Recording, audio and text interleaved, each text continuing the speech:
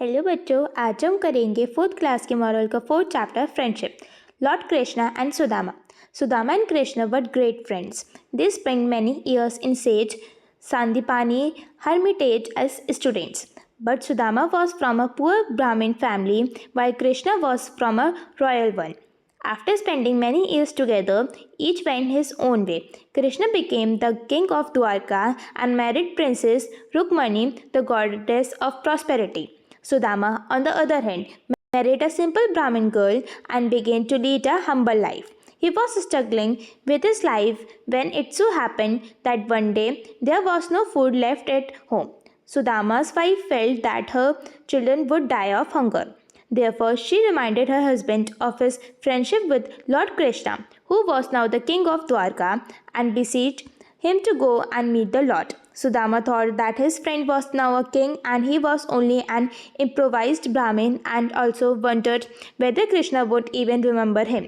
Sudama, though initially reluctant to go to his friend and ask for alms, finally agreed.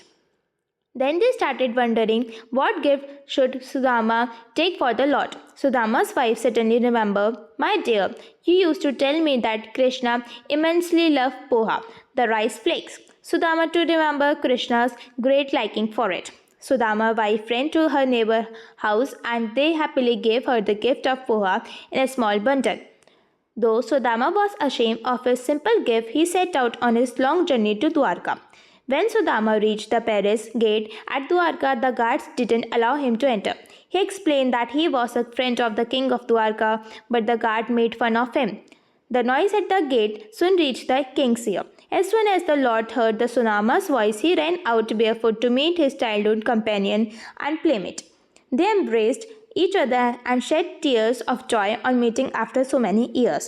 Then Krishna led Sudama into the palace and made him sit on the throne and began to wash his feet were bleeding and full of thorns. Then Krishna took him to his own bedroom and made him lie on a couch. They talked about the old days, but Sudama couldn't bring himself to tell Krishna the true purpose of the visit. During lunch, Krishna suddenly asked Sudama, "What gift have you brought for me, my friend?" Sudama remained silent. He felt ashamed to give the king such a mean gift. Suddenly, Krishna noticed a small bundle on Sudama's waist and snatched it.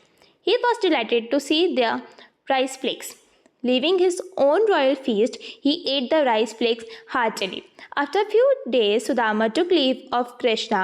He could still not ask Krishna for help. On his way back home, he thought of Krishna. He was happy and worried at the same time.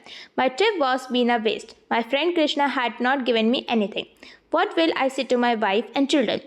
But when he reached home, he saw a splendid mansion in place of his broken heart. He became distressed. He searched for his wife and children. He saw a servant coming out from the palace and inquired about the owner of the mansion. The servant told him that his master was called Sudama. In the meantime, his wife and his children came running towards him, welcoming him with open arms. They were all dressed in the most beautiful dresses and were wearing the best of jewelry. They looked so different that he couldn't even recognize them in the first instance. At this moment, Sudama felt the greatness of his friend who had blessed him with prosperity even without him asking for it. Thank you.